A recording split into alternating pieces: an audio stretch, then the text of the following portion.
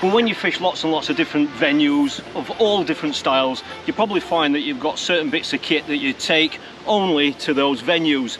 I fish lots and lots of different venues, however I don't have loads and loads of time to prepare for a lot of the competitions that I'm involved in. Because of that, I have got a core of tackle that I take with me to every single match and every venue that I attend. Out of all the hundreds of videos that I've produced and been involved in, I don't think I've ever shown a video where I actually show you what I carry in my seat box and how I carry it. So in this video I'm going to be giving you a sneaky peek at what I carry in my seat box and how I set up as a basis for all the competitions I fish. Now the first thing I've got to mention is that I am now using the XR36 compact seat box. I've had loads and loads of messages about why I switched from the standard XR36 to the compact version.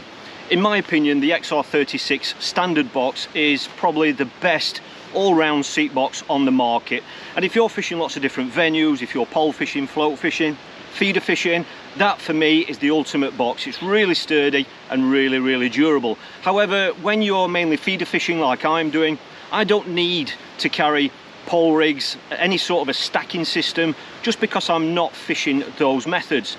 So because I'm predominantly a feeder angler, I find that the compact is suited perfect for the venues that I fish. It's smaller than the XR36 and it's lighter, and that means it's suited for a lot of the natural venues that involve a long walk to the peg. So for me, the XR36 compact is perfect, and when all 6 legs are down, if you are out in the water, it's still a really sturdy box.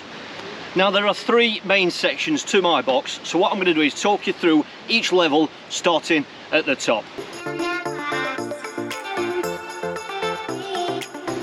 Now the first thing you can see is I've got a nice seat cover on here. These are great covers, it just keeps your box really nice and clean and tidy. Alright, so I've always used one of those.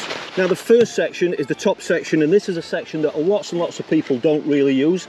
They're either not aware of it or they just don't find a use for it. I think any sort of compartment in your box should be used to its full potential. So this first top section here, if I unclip it, as you can see there, that is where I've got a collection of spare shock leaders. I fish lots of natural venues, and sometimes you're faced with venues that are very snaggy, and I just find it better and more prepared to carry shock leaders that are already tied up. It saves time on the bank, and it means if you are on fish, if you do have any breakages, you're back out fishing as quick as possible. So I find that that top section is perfect for storing these sorts of spares, if you want to call it that. Now I've got 2 trays in there.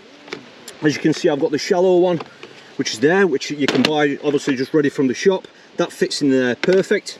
And if you can't get hold of one of those, or you haven't got any, these boxes that we have, if you open them out like that, the depth of those is perfect to fit in there. So that just means I've got 20 odd spare shock leader hook lengths there, and it means because they're in my box, if I am sat out in the water and I do have to replace any shock leaders, I've already got them here. I haven't got to get off my box and go back to the bank. They're all here right underneath the seat of my box. Now the next section is the bit that I've been asked about a lot, and like I say, I've never featured this in a video before, and that is the side drawer.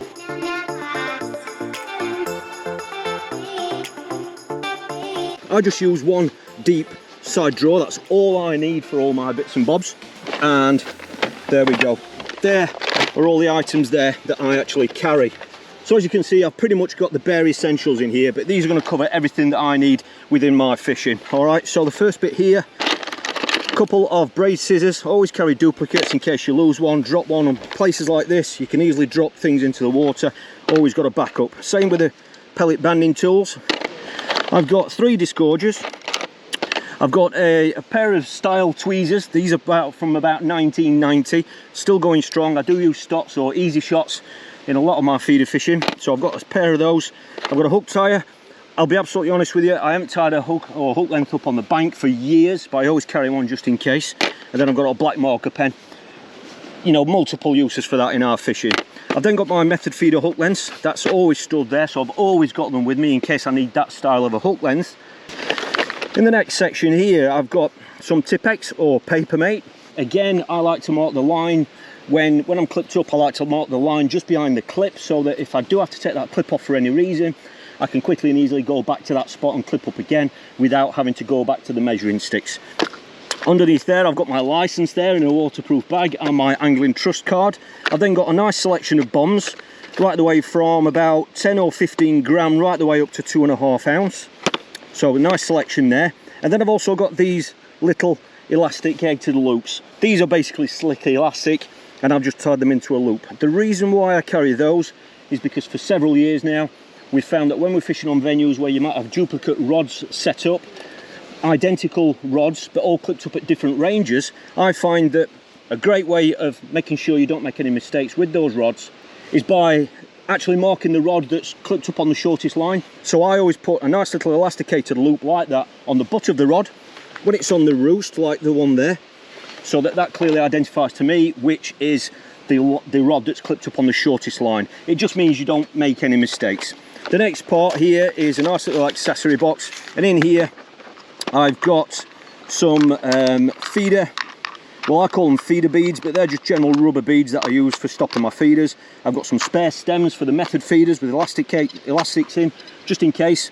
I've got 3 types of baiting needles there. Again, make sure you've got duplicates of things that are important like that, because you'd hate to go losing one and obviously having downtime in a match. I've then got some feeder links in here. I don't use feeder links that often, I'll be honest. However, I do carry a selection with me in case I need them. I've then got some bait stops there, different colours to suit the hook bait that I'm fishing with for when we're using hair rigs. I've then got some hook length quick change swivels there, which I do use certainly on my helicopter rigs. I've got some large swivels there if I need them. They're mainly for the bait up feeders. I've then got some triple barrel swivels here, that can help stop spin ups depending on the type of rig that you're fishing with. And then in this last little bit here, last corner, I've just got some single barrel swivels, which I use quite often in my fishing. So that's that little accessory case. What I've then got is I've got some spare line here in case I've got to tie any hook lengths up. The good old faithful stopwatch. I've got some power gum that has just been put into a Fox dispenser, which is ideal if I'm using some sort of a power gum rig, or if I want to build power gum into my rig. I've just got a nice little dispenser there for that. I've then got this little tub here. These are just the Fox accessory cases, really nice and handy. I've got some number 4 and number 6 stots in there, or easy shots if you want to call them that. So I use those in my feeder fishing quite regular. I've then got this little accessory tub here, and the main feature in here is I have got some inline bombs there. I don't use them very often, but there are some there. And I've also got some stick-on weights. If I want to add an extra 5 or 10 grams to my feeder quickly and easily without having to strap extra lead on in any sort of crude way, these are self-adhesive weights that you can buy from tackle shops that you just peel the back off and they stick in. You can add that extra bit of weight to your feeder. They're very, very handy. I don't use them very often, but when you do need them, they can really get you out of jail and make the difference. And then in this final little tub here, it's another Fox accessory case. Well, you can pretty much see what I've got in there. I've got some method feeders, some quick change attachments in there, plenty of spares because I don't want to go running out. I've got some of the normal snap link swivels that I would normally use on my feeder rigs. I've got some larger ones which I will use on rivers and places where you're fishing with something a bit more durable. And I've got some of these as well. These are quick change, well, they're actually running beads, but with a snap link swivel built into them. They're great. I use those on rivers, on my river rigs. And that is it. That is the contents of the drawer. That is the only drawer I use.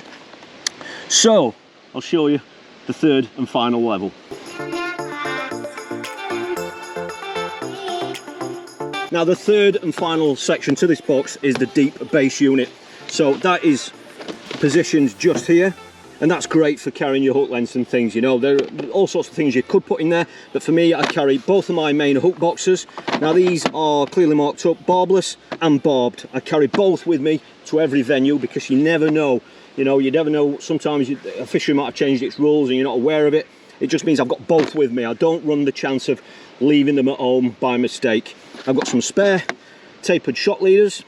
I've then got my worm scissors, and I carry them there so that if I do need to chop worms and I'm sat out in the water, I don't have to get my box to go back to the bank to get them. So it's just everything's built into here.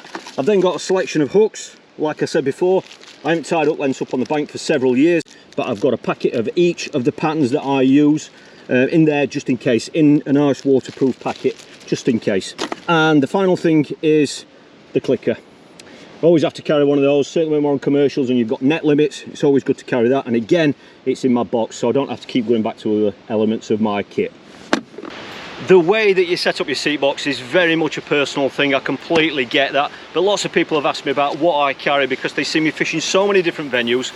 By spending a little bit of time, if you're going to go out there and select a box, just select a box that is going to suit your requirements. And if there are compartments in there, try and use them. You know, it just means that you're going to be carrying that kit within your seat box and not in the rest of your luggage. And if you've got it all under your seat, if you are out in the water or you're down steep banks or anything like that, it just means that everything's to hand. It's going to speed everything up and make the whole experience of being on the bank much more enjoyable.